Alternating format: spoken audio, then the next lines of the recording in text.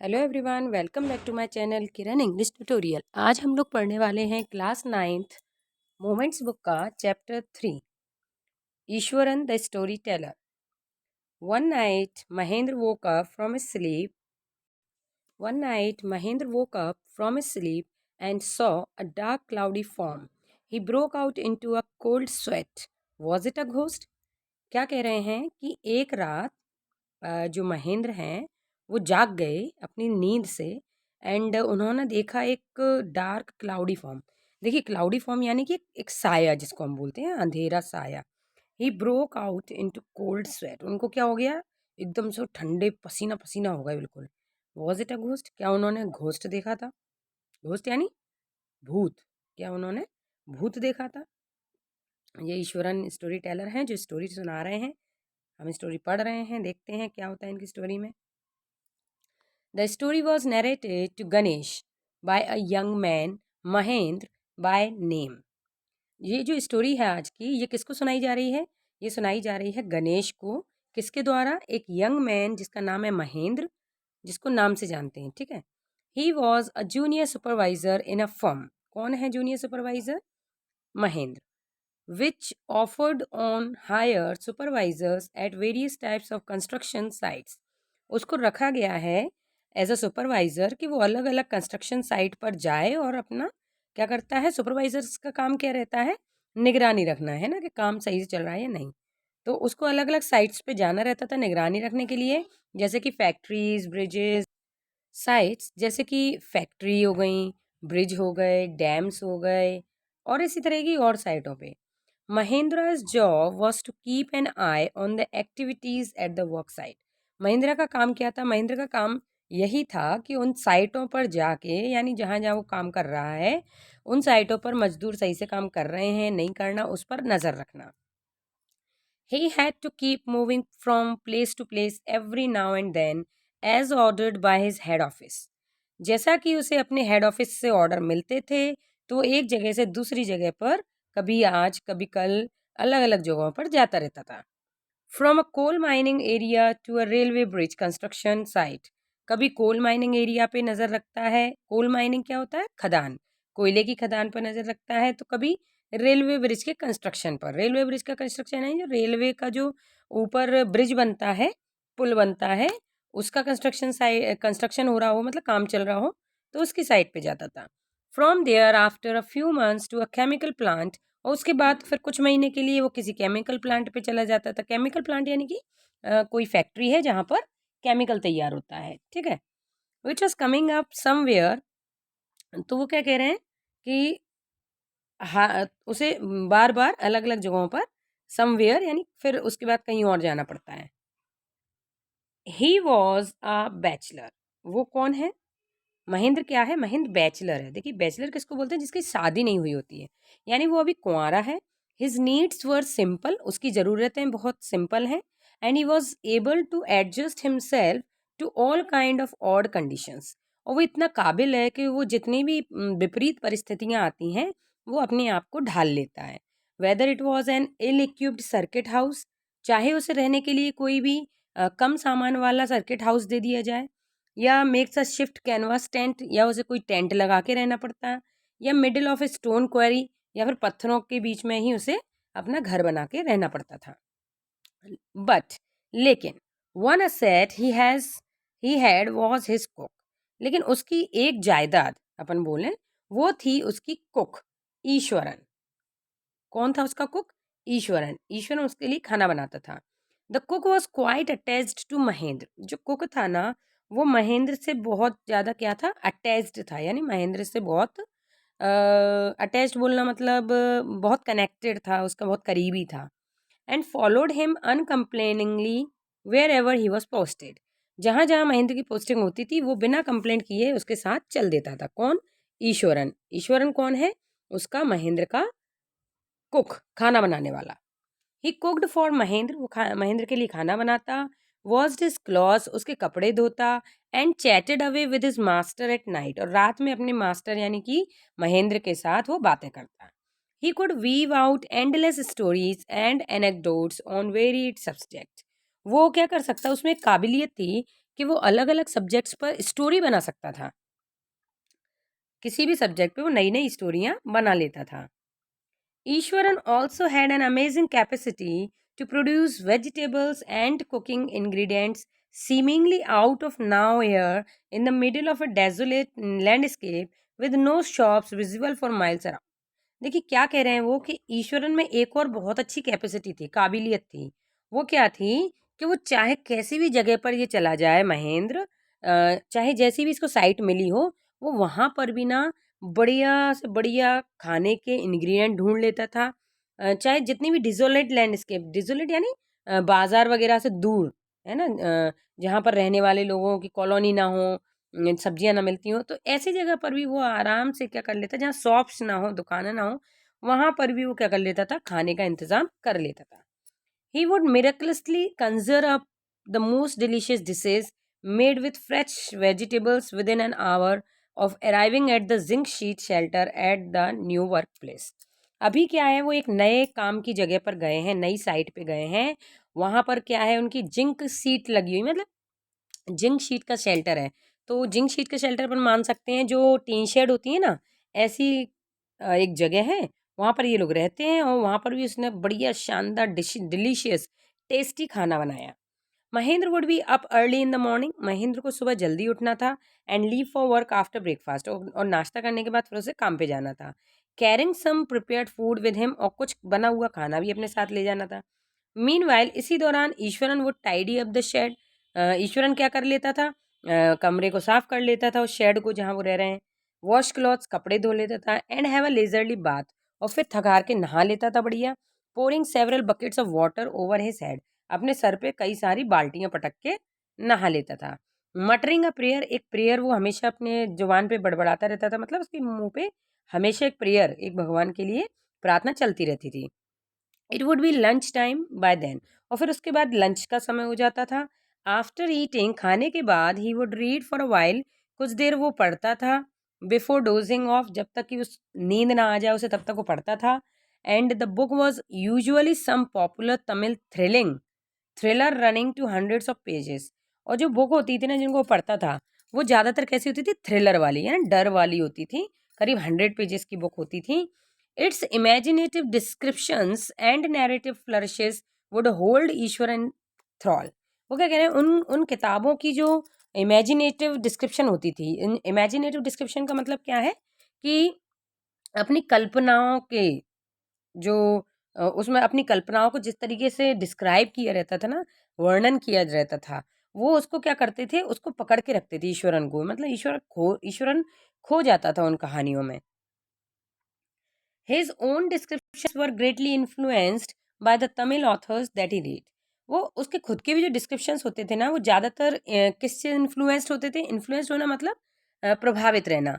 तो ज़्यादातर उनके खुद के भी जो कभी स्टोरी सुनाते थे, तो उसमें भी वो उनके जितने भी वर्णन होते थे कहानियों के, वो सब एक तमिल के जो ऑथर होते हैं, राइटर होते हैं लिखने वाले, उन्हीं की पढ़ी हुई किताबों से किताबों से लिए गए होते थे।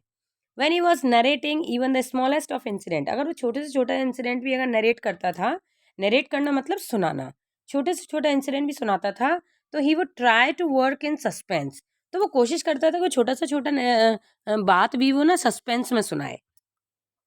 And a surprise ending into the account, और फिर वो सरप्राइज का जो एंड हो वो सही बात से हो, यानी इंसान सुनने में बड़ा ही क्या हो जाए, उत्सुक हो जाएगा, अच्छा फिर क्या हुआ, फिर क्या हुआ, ऐसे। सो फॉर एग्जाम्पल उन्होंने बोला, जैसे कि मान लीजिए कैसे सुनाता है वो, कि instead of saying that he had come across N uprooted tree on the highway, तो वो कह रहे हैं ये कहने की बजाय कि वो एक उखड़े हुए ट्री के ऊपर, उखड़े हुए ट्री को क्रॉस कर कर आया है हाईवे पर, ये कहने की बजाय वो क्या कहता है, ये कहने की बजाय वो क्या कहता है, वो कहता है, ही वुड से, वो क्या कहेगा, वो कहेगा विथ आईब्रोज सुटेबली आर्क्ड, अपनी आईब्रोज को ऊपर चढ़ा लेगा। And hands held out in a dramatic gesture, और हाथों को इस तरीके से, गेस्चर होता है हाव भाव दिखाना, तो हाथों का इस तरीके से हाव भाव दिखाता है। और कहेगा, क्या कहेगा, द रोड वॉज डिजर्टेड, यानी वो रोड सुनसान थी। And I was all alone, और मैं बिल्कुल अकेला था। सडनली, अचानक, आई स्पॉटेड, मैंने देखा, something that looked like an enormous bushy beast, एक ऐसी चीज जो दिखने में कैसी लग रही थी, बड़ी सी जानवर की तरह, लाइंग स्प्रॉल्ड, जो लेटा हुआ था, अक्रॉस द रोड, पूरी रोड पे। I was half inclined to turn and go back, मैं, और क्या कह रहा है, मैं बिल्कुल वहां से डरने वाला था और लौटने वाला था। But as I came closer, लेकिन जैसे ही मैं उसके पास पहुंचा, आई सॉ, मैंने देखा कि it was a fallen tree, कि भाई वो तो एक पेड़ गिरा हुआ है, with its dry branches spread out, जिसकी शाखाएं पूरे में फैली हुई थी। Mahendra would stretch himself back in his canvas chair and listen to insurance tales uncritically. तो महेंद्र को पता था उसकी आदत कि ये ऐसे सुनाता है, तो उसने क्या किया, वो सुन लेता था, अपना वो उठा के चेयर बगल में लगा के और उसकी बातों को सुन लेता था, लेकिन उसको क्रिटिकल नहीं लेता था, यानी कि सीरियस नहीं लेता था, क्योंकि उन्हें पता था इसे आदत है ऐसे बोलने की। आगे क्या कह रहे हैं, the place I come from is famous for timber. ये कौन कह रहा है, महेंद्र कह रहा है कि जहाँ से मैं आता हूँ वो जगह टिम्बर के लिए बहुत फेमस है। टिम्बर होता है लकड़ी, कौन सी लकड़ी, जिससे अपन फर्नीचर बनाते हैं। ईश्वरन वुड बिगिन, ईश्वरन ने शुरू किया, क्या शुरू किया, ईश्वरन अपनी स्टोरी सुना रहा है, क्या कह रहा है, there is a richly wooded forest all around, वहां पर रिचली वुडेड यानी कि वो ये कह रहा है मैं जहाँ से आता हूँ वो टिम्बर के लिए फेमस जगह है, लेकिन अगर ईश्वर बताता तो कैसे बताता, ईश्वर ने ऐसे बताता कि वो जगह पूरी चारों तरफ से लकड़ियों यानी जंगल से घिरी हुई है। The logs are hauled on to the lorries by elephants, और जो लॉग्स हैं यानी जो लकड़ी के गट्ठर हैं वो बड़े बड़े हाथियों द्वारा लादे जाते हैं, मतलब ले जाए जाते हैं। They are huge well fed beast, और जो जानवर होता है हाथी, उसको खूब खिला पिला के अच्छा खासा मोटा किया जाता है ताकि वो इतने लकड़ी के गट्ठर को ढो सके। When they turned wild, even the most experienced माहौत is not able to control them, क्योंकि अगर वो वाइल्ड हो जाएं, अगर वो जानवर हाथ से निकल जाएं, जंगली हो, एकदम से हड़बड़ा जाएं जानवर, तो जो माहौत होते हैं यानी जो उनको ट्रेन करते हैं हाथियों को, वो भी इतने काबिल नहीं होते कि वो उनको फिर रोक सकें, यानी वो आउट ऑफ कंट्रोल हो जाते हैं। After this prologue, Eswaran would launch into an elaborate anecdote involving an elephant. और बस ये बात कहने के बाद ईश्वरन ने शुरू कर दी अपनी एक और कहानी। एनोक्डेट होता है कहानी, ठीक है, एनोक्डेट बोल लीजिए, स्टोरी बोल लीजिए, टेल बोल लीजिए, इन सबका मतलब एक ही है। एनोक्डेट मतलब कहानी, तो वो अपनी कहानी शुरू करता है जिसमें एलिफेंट होता है। शुरू करते हैं भाई, क्या कहानी है एलिफेंट की,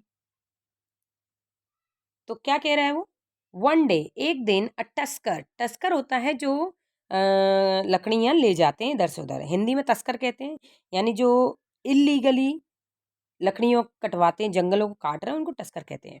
तो एक बार एक tusker escaped from the timber yard, वहां से निकला बाहर, टिम्बर यार्ड से, जहाँ पे टिम्बर लगा हुआ था, यानी कि वो लकड़ियाँ लगी हुई थी, वो जो जंगल लगा हुआ था वहां से बाहर आया, and began to roam about, और इधर उधर घूमने लगा। स्टाम्पिंग ऑन बुशेज, बुशेज यानी झाड़ियाँ, झाड़ियों पर वो क्या करने लगा, स्टाम्प करने लगा। और टीयरिंग अप वाइल्ड क्रीपर्स, और जो जंगली जो नीचे पेड़ पौधे होते हैं ना, जो बेलें होती हैं जो धरती में फैली रहती हैं, उनको साफ करने लगा, यानी उनको तोड़ने लगा बेलों को। And breaking branches at will, और धीरे धीरे सारी जो ब्रांचेस थी, डालियां थी पेड़ों की, उनको काटने लगा। You know sir, how an elephant behaves when it goes mad. Sir आपको पता है कि क्या अगर कोई हाथी पागल हो जाए तो क्या होता है। Ishwaran would get so caught up in the excitement of his own story that he would get up from the floor and jump about, stamping his feet in emulation of the mad elephant. जब ईश्वरन ये story सुना रहा था तो वो खुद भी इतना एक्साइटेड हो जाता है ना स्टोरी सुनाने में, कि वो भी उछल के एकदम पैरों पे और जमीन पे आके बैठ गया और बोलने लगा। क्या कह रहा है कि मैड एलिफेंट के बारे में बता रहा है कि वो कैसे, मतलब उस मैड एलिफेंट यानी पागल हाथी की एक्टिंग करके बता रहा है कि वो कैसे इधर से उधर उचकता है जब वो पागल हो जाता है। तो the elephant reached the outskirts of our town. देखिए आउटस्कर्ट ऑफ टाउन क्या होता है, शहर के बाहर का जो जंगली इलाका होता है उसे आउटस्कर्ट बोलते हैं। तो वो जो एलिफेंट था ना वो आउटस्कर्ट में पहुंचा। ब्रेकिंग द फेंसेस, उसने जो जाली होती है, जो जैसे हम लोग अपने घर के चारों तरफ जाली लगा लेते हैं, तो वो जाली जो होती है उसे तोड़ दिया, जैसे कि कोई लकड़ी तोड़ देता है ना, मैच स्टिक, माचिस की काड़ी तोड़ देता है, ऐसे उसने उन जालियों को तोड़ दिया। ही वुड कंटिन्यू, और वो सुना रहा है, क्या कह रहा है, it came into the main road, और वो हाथी मेन रोड पे आ गया, and smashed all the stalls selling fruit, mud pots, clothes, और रोड किनारे जितनी भी स्टॉल लगी हुई थी, दुकान लगी हुई थी, फल की, मिट्टी के बर्तनों की, कपड़ों की, वो सब उसने स्मैश कर दी, यानी कि बर्बाद कर दी, मसल दी।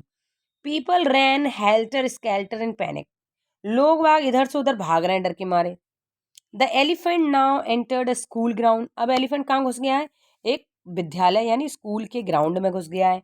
वे चिल्ड्रन वर प्लेइंग, जहाँ पर बच्चे खेल रहे थे। Breaking through the brick wall यानी ईंटों की दीवार को तोड़कर हाथी अंदर घुस गया। All the boys ran into classroom, सारे बच्चे क्लासरूम्स में भागने लगे। And shut the doors tight, सबने अपने गेट लगा लिए टाइट। द बीस्ट ग्रंटेड, जो बीस्ट था यानी जो हाथी था, देखिए जंगली जानवर को बीस्ट कहते हैं, अब उसमें कोई भी आ सकता है ना, तो यहाँ पर किसकी कहानी चल रही है, हाथी की। तो जो बीस्ट था ना, वो ग्रंटेड यानी घुर्राया, तेज तेज आवाज में चिल्लाने लगा। एंड वेंडर्ड अबाउट, और इधर उधर घूमने लगा। Pulling out the football goal post, उसने जो फुटबॉल का गोल पोस्ट था, जो गोल पोस्ट था उसे भी उसने तोड़ दिया। पुलिंग आउट मतलब खींच दिया। Tearing down the volleyball net, जो वॉलीबॉल का जो नेट था उसे भी उसने फाड़ दिया। किकिंग, लातें मारी। Flattering the drum kept for water, जो पानी के भरे हुए ड्रम रखे थे उनमें लात मार के उनको उड़ेल दिया। एंड अपरूटिंग द श्रब्स, और वहाँ पर जो छोटे छोटे श्रब लगे हुए थे यानी गमलों में जो पौधे लगे हुए थे वो भी सब उसने उखाड़ दिए। मीनवाइल, इसी दौरान all the teachers had climbed up to the terrace of the school building, सारे टीचर बच्चों के साथ कहाँ चढ़ गए, बिल्डिंग के टेरेस पर। फ्रॉम देयर, वहां से they helplessly watched the depredations of the elephant, वहां से खड़े होकर जो एलिफेंट बर्बादी कर रहा था उसको देख रहे थे। There was not a soul below on the ground, मतलब ग्राउंड पर कोई भी आदमी नहीं था। द स्ट्रीट्स वर एम्प्टी, गलियां सुनसान हो चुकी थी। As if the inhabitants of the entire town had suddenly disappeared, ऐसा लग रहा था जैसे इस पूरे टाउन में रहने वाले सारे इनहेबिटेंट यानी सारे लोग गायब हो गए हैं। I was studying I was studying in the junior class, मैं जूनियर क्लास में पढ़ता था उस समय at that time. And was watching the whole drama from the roof top, और छत से ये सारा ड्रामा देख रहा था। आई डोंट नो, मुझे नहीं पता, what came over me suddenly, कि अचानक क्या होने वाला है मेरे साथ, मुझे नहीं पता था। I grabbed a cane from the hands of one of the teacher, मैंने एक कैन लिया अपने टीचर के हाथ से। And ran down the stairs, और सीढ़ियों से नीचे उतरने लगा। एंड इनटू द ओपन, और खुले उसमें मैदान में आ गया। द एलिफेंट ग्रंटेड, एलिफेंट घुर्राया। एंड मैंने menacingly swung a branch of a tree, और उसने एक ट्री की ब्रांच को घुमाया, which it held in its trunk, जो कि उसकी सूंड में दबी हुई थी। इट स्टाम्प्ड इट्स फीट, वो अपने पैरों को पटकने लगा धरती पर। Kicking up a lot of mud and dust, और बहुत सारी मिट्टी और कीचड़ उसने अपने पैरों से उछाल दी। इट लुक्ड फ्राइटनिंग, ऐसा लग रहा था जैसे वो डरा हुआ है, डरावना लग रहा था। But I moved slowly towards it, लेकिन मैं धीरे धीरे उसके पास गया। Stick in hand, stick in hand, वो मेरे हाथ में ही था, क्या वो cane. And people were watching the scene hypnotised, लोग खड़े खड़े देख रहे थे उस सीन को, कि मैंने उसको अपने हाथों से छुआ। ऐसा लग रहा था जैसे मैंने उसे क्या कर दिया हो, हिप्नोटाइज़ कर दिया हो। हिप्नोटाइज़ क्या होता है, जब कोई व्यक्ति अपने होशो-हवास में ना रहे, हम जो कहें वो वही करे, उसे बोलते हैं हिप्नोटाइज़ करना। तो from near by house tops, यानी ऐसा लग रहा था जैसे किसी ने उसे हिप्नोटाइज़ कर दिया हो बगल के किसी घर से। The elephant looked at me red eyed, जो एलिफेंट था ना, वो मेरी तरफ गुस्से से देख रहा था। रेडी टू रश टुवर्ड मी, तैयार था वो मेरी तरफ हमला करने के लिए। इट लिफ्टेड इट्स ट्रंक, उसने अपनी सूंड ऊपर उठाई। एंड ट्रम्पटेड लाउडली, और जोर से चिल्लाया। एट दैट मोमेंट, उसी समय, आई मूव फॉरवर्ड, मैं आगे बढ़ा। एंड मस्टरिंग ऑल माई फोर्स, मैंने अपनी पूरी ताकत लगाई। And waged it's third टोनेल on the quick, और मैंने उसके जो टोनेल होता है, टोनेल यानी जो जो आगे वाले पैर का जो आगे का हिस्सा है, नाखून है, उनमें मैंने जाके वो जो हथौड़ा मेरे हाथ में था, जो कैन थी मैंने मैडम से ली थी, वो मैंने मार दी। The beast looked stunned for a moment, एक सेकंड के लिए वो क्या हो गया, वो जंगली जानवर एकदम स्टंट रह गया कि ये क्या हुआ। देन इट शिवर्ड, फिर वो कांपने लगा। फ्रॉम हेड टू फुट, सर से लेके पैर तक। एंड कोलैप्स्ड, और फिर वहीं की वहीं गिर गया, धराशायी हो गया यानी गिर पड़ा। At this point Eswaran would leave the story unfinished, इतना बोल के ईश्वरन स्टोरी छोड़ के चला गया। एंड गेट मम्बलिंग, और क्या करने लगा, गेट अप मम्बलिंग, कुछ अपना काम करने लगा, बड़बड़ाने लगा। I will be back after lightning the gas and warming up the dinner. क्या कहने लगा, मैं आ रहा हूँ अभी लौट के, थोड़ा गैस जलाया हूँ और डिनर यानी खाना गर्म कर लूँ। Mahendra who had been listening with rapt attention would be left hanging. Mahendra जो कि बड़ी लिसन यानी सुन रहा था बड़ी अटेंशन से, वो वहीं बीच में अटका रह गया। व्हेन ही रिटर्न, जब वो लौटा, Iswaran would not pick up the thread of the story right away. तो अब जब लौट के आया तो वो सही तरीके से अब स्टोरी को नहीं पकड़ रहा, जैसे वो पहले सुना रहा था वैसे वो नहीं सुना रहा। Mahendra would have to remind him that the conclusion was pending. Mahendra ने उसे याद दिलाया है कि भैया तुम्हारी जो कहानी तुम सुना रहे थे वही पेंडिंग है, यानी उसका अंत नहीं किया है तुमने, अभी उसका कंक्लूजन नहीं किया है। Well a veterinary doctor was summoned to revive the animal. तो महेंद्र जो ईश्वरन है वो अपनी स्टोरी कंटिन्यू करता है और क्या कह रहा है कि जो जानवर का डॉक्टर है उसे बुलाया जाता है, वो दोबारा से एनिमल को जगाता है। Iswaran would shrug casually, Iswaran तो बड़े नॉर्मली बात कर रहा है। 2 days later it was led away by its mahout to the jungle. 2 दिन बाद उसको ले जाया गया माहौत के द्वारा जंगल में, उसका माहौत जो जो उसको कंट्रोल करता था उसके द्वारा उसको जंगल में ले जाया गया। Well, how did you manage to do it, Eswaran? How did you bring down the beast? अब ये महेंद्र पूछ रहा है कि ईश्वरन, तुमने ऐसा क्या कर दिया था उस बीस्ट के साथ, यानी उस हाथी को तुमने कैसे कंट्रोल कर लिया, तुमने धरती पर कैसे गिरा दिया? तो वेल हाँ, sorry, it has something to do with a Japanese art I think sir. तो वो क्या कह रहा है ईश्वरन, उसने कैसे किया, वो कह रहा है ये कुछ जापानीज आर्ट में होता है, तो मुझे वही पता था तो मैंने वही कर दिया।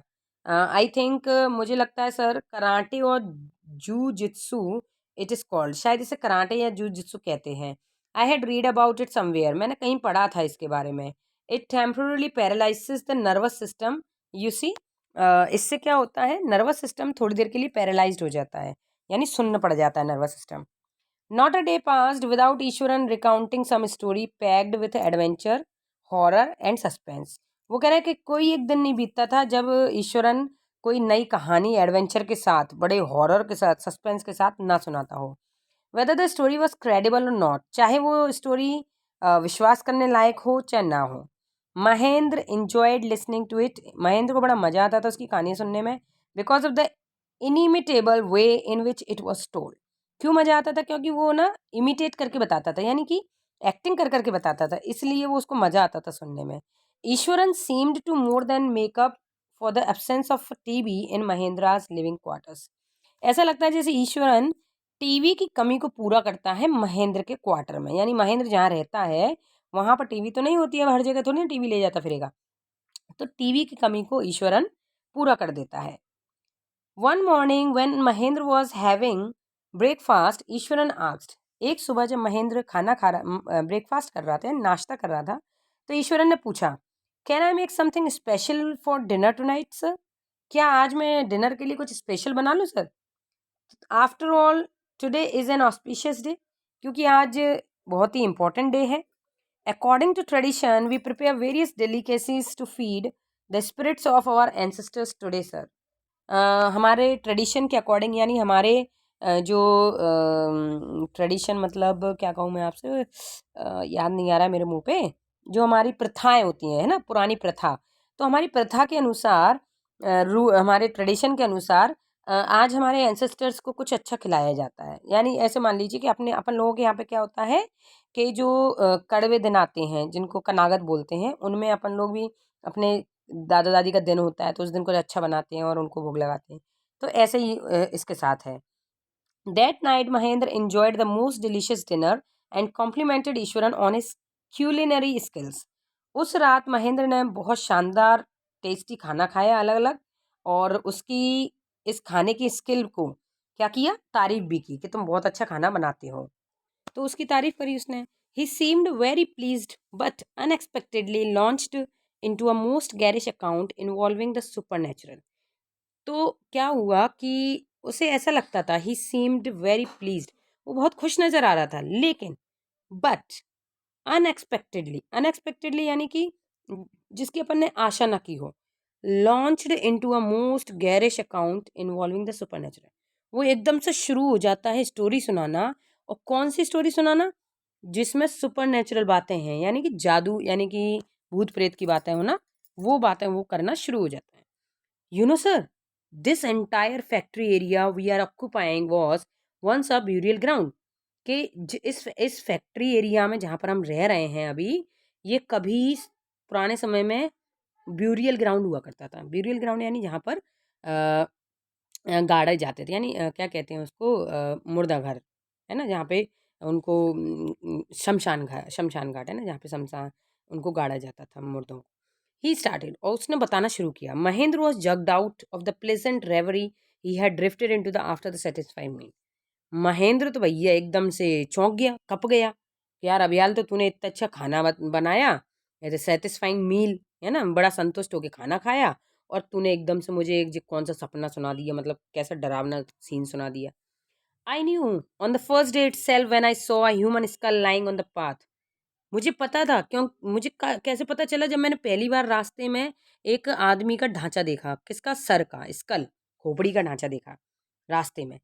Even now I come across a number of skulls. वो कह रहा है जबकि अभी तक कई सारे स्कल्स, बोन, यानी कि खोपड़ी की बोन, हड्डियां मैं देख चुका हूँ। ईश्वरन कंटिन्यू, ईश्वरन ऐसा कहता जा रहा है कि मैंने अभी तक बहुत सारी हड्डियां देख ली। ये देखो, जैसे सीन बताया जी, ईश्वर जा रहा है और जी डली हैं बोन्स, हड्डियां डली हैं, ठीक है। He went on to narrate, वो कंटिन्यू रहा, अपनी कहानी सुनाता रहा, और क्या कह रहा है? How he sometimes saw ghost at night. उसने बताया कि कैसे कभी कभार उसने भूत भी देखे हैं। I am not easily frighten by these things sir. मैं इतनी जल्दी नहीं डरता हूँ इन चीज़ों से sir. I am a brave fellow, मैं बहुत हिम्मत वाला हूँ। बट लेकिन one horrible ghost of a woman which appears off and on at midnight during the full moon. लेकिन एक बार एक डरावनी भूतनी, एक औरत का भूत जो दिखाई दिया मुझे, कब? मिड नाइट, यानी आधी रात को, जब पूर्णिमा थी।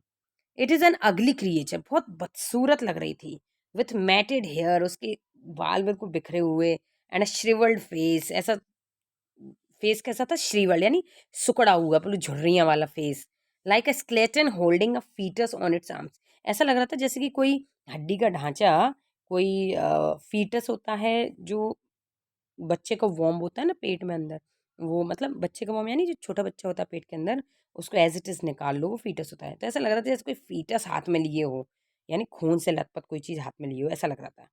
Mahendra शिवर्ड at the description, Mahendra तो कप गया डर के मारे उसके इस डिस्क्रिप्शन को सुन के। ऐसा मतलब ऐसा डिस्क्रिप्शन दिया उसने कि अच्छा ऐसा भी भूत होते हैं। एंड इंटरप्टेड रादर शार्पली, उसने बीच में रोक दिया वगैरह। यू आर क्रेजी ईश्वरन, तुम पागल हो गए Iswaran. There are no such things as ghosts or sprites. भूत मूत कुछ नहीं होता। It is all figment of your imagination. ये सब तुम्हारी ख्याली पुलाव हैं। Get your digestive system examine, जाके देखो जरा पेट साफ हुआ है कि नहीं हुआ तुम्हारा। And may be your head as well, और अपना खोपड़ी भी साफ कर लेना जरा। यू आर टॉकिंग नॉनसेंस, तुम बिल्कुल बकवास कर रहे हो, फालतू की बातें कर रहे हो। He left the room and retired for the night. ऐसा कह के वो चला गया रूम से, और पूरी रात भर नहीं आया, यानी कि सो गया होगा जाके। Expecting Iswaran to sulk for a couple of days. उसने सोचा अब कम से कम जो ईश्वरन है वो कम से कम 2 दिन तक तो कुछ नहीं कहेगा। बट द नेक्स्ट मॉर्निंग, लेकिन अगली सुबह, ही वॉज सरप्राइज, देखा, to find out the cook वो as cheerful and talkative as ever. कि भैया वो कुक तो जैसा हमेशा रहता है वैसे ही चीयरफुल है, वैसे के वैसे ही बात कर रहा है। उसने सोचा कि मैंने इतना डांट दिया तो अब शायद सुबह वो गुस्सा हो जाएगा, बोलेगा नहीं, लेकिन वो तो एज एज टॉकेटिव, टॉकेटिव यानी कि बातें करने वाला, जैसा हमेशा करता है वैसी बातें कर रहा है। From that day on Mahendra, उस दिन से, for all his brave talk, वो जितनी भी बातें करता था अपनी हिम्मत की, went to bed with a certain unease. तो वो हमेशा कैसी रह जाती थी? सर्टेन अनईज मतलब नॉर्मल वे में, उस पर कोई भी विश्वास ना करे, ऐसी रह जाती थी। Sorry. Every night he peered into the darkness. वो क्या करता था? अंधेरे में देखता था, झांकता था। पियर्ड करना यानी झांकना। आउटसाइड, बाहर की तरफ, थ्रू द विंडो, खिड़की से, नेक्स्ट टू हिज बेड, अपने बिस्तर के करीबी विंडो थी उसमें से झांकता था। Trying to make sure that there was no movement of dark shapes in the vicinity. और वो श्योर करना चाह रहा था अपने आप को कि जो ईश्वरन ने बताया था ऐसा कुछ भी नहीं है, अंधेरे में कोई ऐसी शेडो नहीं दिखाई देती है, कोई भी ऐसा साया नहीं दिखाई देता है। But he could only see a sea of darkness, लेकिन उसे क्या दिखाई देता था अंधेरे में? केवल सागर, मतलब अंधेरे का सागर, समुद्र, अंधेरी अंधेरा। With the twinkling lights off the factory miles away, दूर दूर तक फैक्ट्री की लाइटें दिखाई देती थी। He had always liked to admire the milk white landscapes on full moon nights. उसे हमेशा पसंद आता था जो आसमान में जब चमकता हुआ फुल मून रहता था तो वो नाइट्स उसे बड़ी पसंद आती थी। But after hearing Eswaran story of the female ghost, लेकिन जब से उसने ईश्वरन की स्टोरी सुनी है उस भूतनी की, तो he avoided looking out of his window. तो अब वो अपनी विंडो से बाहर देखना अवॉइड करने लगा, यानी बंद कर दिया उसने देखना ऑल टुगेदर, पूरी तरीके से, when the moon was full. और कब कब? जब जब फुल मून हो, यानी कि जब जब पूर्णिमा हो उस दिन तो वो बिल्कुल भी उससे बाहर झांक के नहीं देखता था। किससे बाहर झांक के? खिड़की से। वन नाइट, एक रात, Mahendra was woken up from sleep by low moan close to his window. एक दिन महेंद्र की नींद खुल जाती है। काय से? एक उसे करहाने की आवाज आती है विंडो से कि कोई करहा रहा है। एट फर्स्ट, शुरू में तो he put it down to a cat prowling around for mice. उसे लगा कि शायद कोई कैट माइस को पकड़ने के लिए, चूहों को पकड़ने के लिए घुर्रा रही होगी। But the sound was too guttural for a cat, लेकिन जो साउंड था ना वो कैट के लिए तो मतलब लग नहीं रहा था कि वो कैट का साउंड था, ऐसा मतलब रोने जैसा साउंड था। He resisted and curiosity to look out lest he should behold a sight. उसने अपने आप को रोका, लेकिन उसको क्यूरियोसिटी भी हो रही थी कि आवाज़ कहाँ से आ रही है। तो उसने क्या किया, बाहर देखने के लिए उसने अपना जो हिम्मत करी, which would stop his heart. और वो हिम्मत करते करते उसका क्या हो गया, दिल की धड़कन एकदम शांत, रुक गई, वो डर गया था बहुत।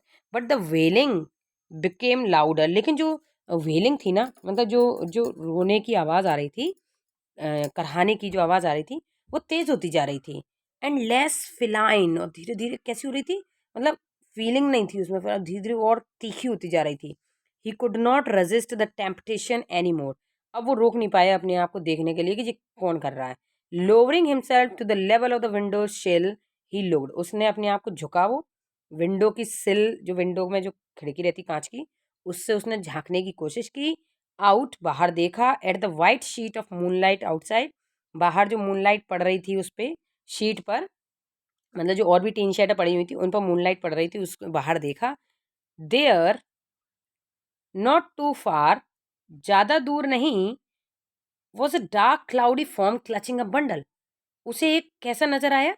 क्लाउडी फॉर्म, यानी बादल जैसा कुछ नजर आया, जो हाथ में क्या लिए होते? एक बंडल लिए होता।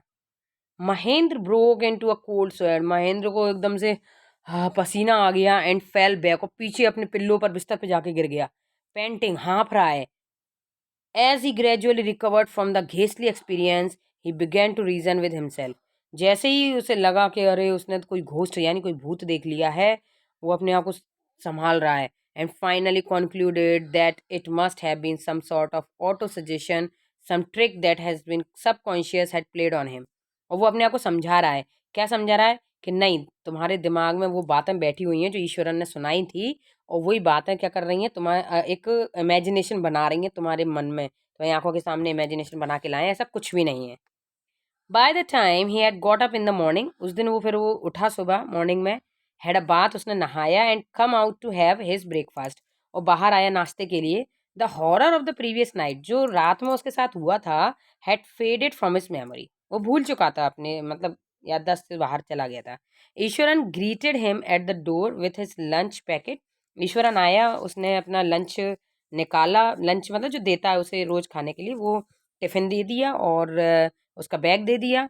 Just as Mahendra was stepping out, Ishwaran grinned and said, जैसे ईश्वरन बाहर जाने वाला था तो महेंद्र बाहर जाने वाला था तो ईश्वरन बोला कि sir, remember the other day when I was telling you about the female ghost with a foetus in its arms, you are so angry with me for imagining things, well you saw her yourself last night, I came running hearing the sound of moaning that was coming from your room.